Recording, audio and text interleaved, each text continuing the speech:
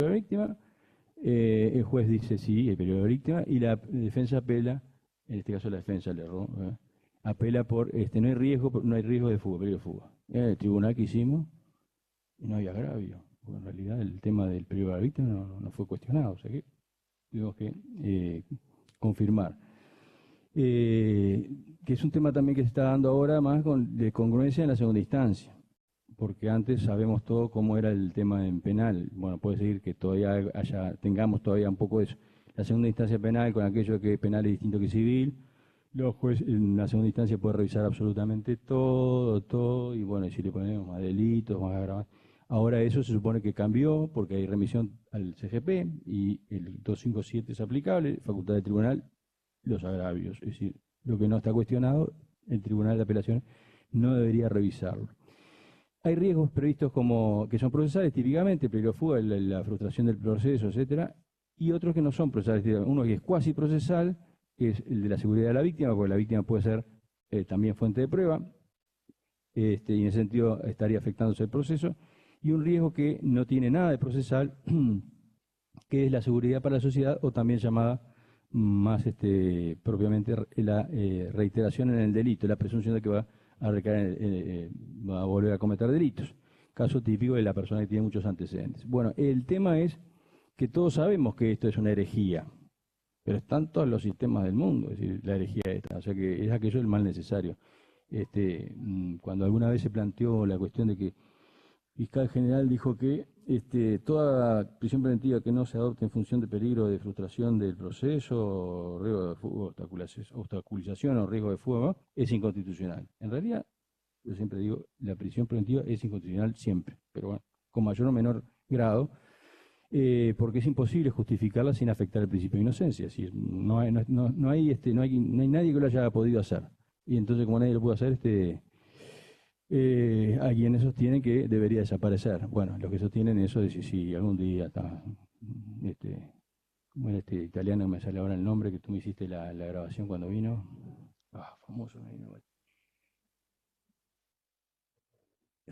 Fraioli se lo aprendió, no, bueno, sí, pero no convenció. Por ahora no ha convencido a ningún país, Estado o de...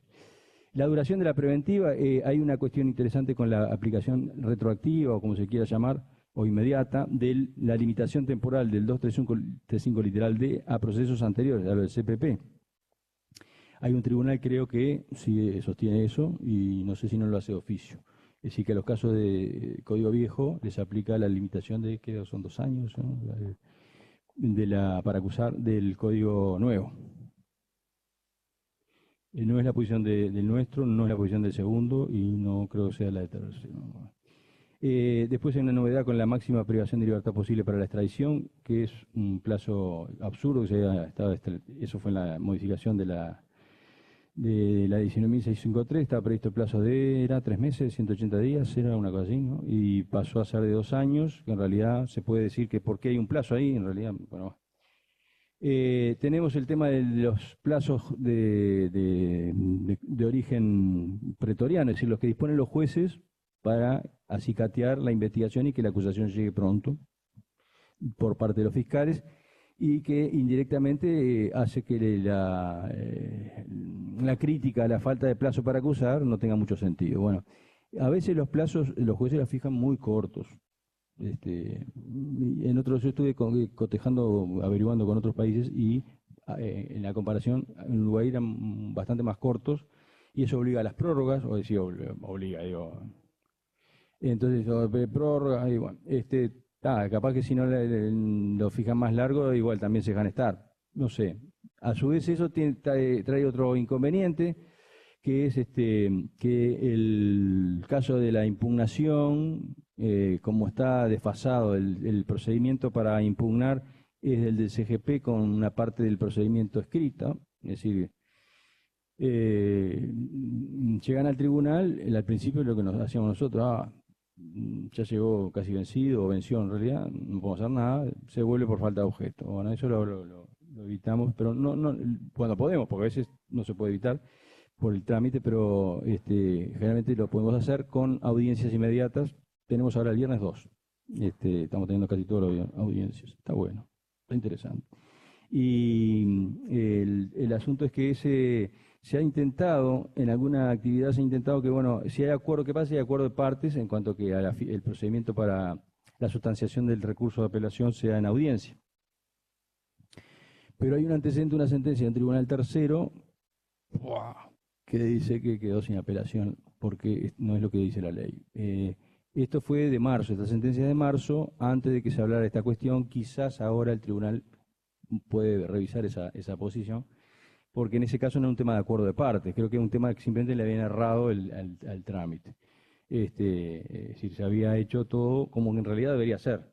Se había la impugnación, recurso de reposición y apelación en la misma audiencia y se había franqueado al término de la audiencia y no se dio el plazo, etcétera. Pero ya estaba, digo, todo ahí. Sin embargo, una cuestión a veces un tema formal, se entendió que quedó sin apelación. En este caso era, bueno, de la Fiscalía. Claramente en este caso en la Fiscalía. ¿Qué pasa con la preventiva en caso de condena o absolución? Sobre todo en caso de condena. Sigue, o hay que pedir la prórroga. Tantas veces se condena a 15 años de penitenciaría. Alguien que está en prisión preventiva. Y la prisión preventiva vence mañana, le quedan 15 años. Bueno. Y supongamos que se sabe que nadie va a apelar, o supongamos que se va a apelar o se apela nada más que de 15 bajámelo a 12. Hay que seguir pidiendo prórrogas preventivas. Bueno, y ahí está el tema, digo, todas las prisiones preventivas tienen que ser con plazo, y sobre todo a esta altura, digo, cuando ya no hay investigación que preservar, no es instrumental de nada. Es simplemente porque el tipo no puede estar en libertad, y con una condena ni que hablar, aunque no esté firme. Pero además, incluso, si ya visualizamos que no va a haber discusión sobre la condena ni sobre la magnitud, sino sobre algunos añitos más, ¿no?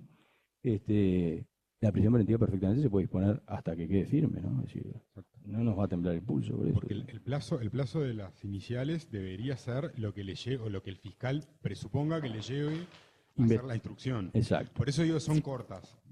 Sí. Tú decís son cortas. Yo creo, Sí. bueno, eso depende de la complejidad del caso. Sin y duda. El fiscal te diga que precisa. Ahora, Le preguntan, ¿no? ¿Qué precisan? Le preguntan los fiscales. Claro. ¿Cuánto tiempo precisa? ¿Y qué es lo que va a hacer? O exacto. ¿qué medidas? Exacto. Está bárbaro Después eso. habrá que ver el fiscal qué es lo que trae, ¿no? Porque si me canta que precisa 120 días y después no me trae nada, ya la próxima no le doy 120, ¿no? Ahora, después de que terminó eso y ya no va a instruir más, sí, me parece correcto que hacerla hasta el momento que firme la sentencia, sea de una cosa o de la otra. Bueno, a ver, si es de absolución, supongo yo que la defensa va a venir a pedir que se modifique nuevamente. Supongo. Sí, y está el caso de cuando se invoca como fundamento de la prisión preventiva el peligro para la víctima o el riesgo para la sociedad. El plazo solamente es, en realidad, es una truchada, es para empujar a la fiscalía, porque el riesgo va a seguir durante el juicio, digo, ¿no? Sí, porque están entregados. Yo si fuera fiscal no pedía, y veo que sí. Creo que lo piden porque piensan que de esa manera, y es cierto, al juez se le alivia un poco la decisión de disponer de prisión preventiva, que era lo que nos pasaba al principio. Vinieron los rosarinos y nos dieron el tip del plazo de la prisión preventiva y nos sacaron un estrés bárbaro, porque realmente antes estábamos pensando en la prisión preventiva sine die, como la revisable, pero... Alberto, una cosa que está bueno tener en cuenta que se nos puede dar, porque se están dando mucho más, en caso de absolución, cuando tenemos dispuesta una prisión preventiva, la misma tiene que ser, digamos, la libertad tiene que ser bajo caución, porque hasta que no tengamos, digamos, resuelto en segunda instancia si eso queda firme o no, digo porque podemos tener un problema con eso. Perdón, o sea, hasta que quede firme. Claro, si tenemos una sentencia de absolución. De absolución, de una que era la persona otra con hipótesis. prisión preventiva, es importante que al momento de otorgar esa excarcelación sea bajo caución, porque no tenemos todavía la firmeza en cuanto a la absolución. Sí. Sí, en realidad la norma sigue hablando de caución y todo, pero... Sí, la caución, como que es un resabio un poco, ¿no? Porque en el nuevo sistema quedó por la formulación anterior, pero como que el otro día incluso lo vimos que ¿Y caución para qué? Ahora, estamos con la sujeción al proceso, pero está absuelto, digo, ¿qué sujeción?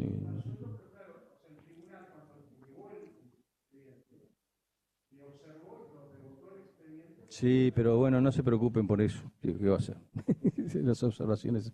No, simplemente yo le quería para finalizar, porque no le voy a mandar, pero no da el tiempo. Una cosa que le quería leer de Binder, cuando se planteó la discusión, cuando el tema del juez homologador en el abreviado, y en un párrafo muy cortito me parece que dice cosas muy interesantes. ¿Cómo generalmente Binder hace nada que diga, bueno, ¿y qué tengo que hacer? ¿Cómo lo tengo que hacer? Simplemente la deja ahí y uno ve qué camino sigue. Dice, estos mecanismos, en general se refiere a las salidas rápidas, pero el abreviado, son muy útiles, pero deben ser legislados y observados con cuidado para que no se conviertan en una forma de acabar con ese conjunto de garantías que significa el juicio oral y público. Por tal motivo, siempre es conveniente que se establezcan resguardos claros para preservar un consentimiento libre y seguro por parte del imputado. Inclusive, me han dicho también seguro, pero tampoco hay que torturar al imputado. No, sí, razonable, ¿no? Por tal motivo, siempre es conveniente que se establezcan por parte del imputado. Prever que el imputado cuente con el suficiente asesoramiento y advertencia para tomar una decisión. Por otra parte, y esto es lo nuevo, por lo otro, los tribunales no deben aplicar estos mecanismos. Los tribunales, o sea que acá la bilateral, está hablando alguien que mirada inquisitiva no se le puede atribuir. Los tribunales no deben aplicar estos mecanismos de un modo automático, sino que siempre deben controlar que cumplan su cometido, que se respeten las garantías e incluso cuando existe alguna duda se debe preferir la realización del juicio oral, aún por encima de la voluntad manifestada por el imputado. La administración de justicia a través de métodos democráticos y republicanos no solo se fundan razones de interés individual, sino que es el modo como la sociedad ha admitido que se ejerza el poder penal, el cual, como no nos cansaremos de repetir a lo largo de este trabajo, es siempre un poder de alta intensidad. Y después habla de los controles, que si nosotros nos manejamos siempre con controles procesales, y en penal los controles en realidad son mucho más de carácter político en el buen sentido, es decir, la sociedad, etcétera. Cuando la sociedad no entiende el proceso penal, hay que tratar que lo entienda. Y a veces no lo entiende porque en algunos casos las decisiones son realmente incomprensibles o difíciles de justificar. Bueno, les mando todas las PPT y muchas gracias y disculpen que no me dio el tiempo para completar los temitas que quería dar. Gracias.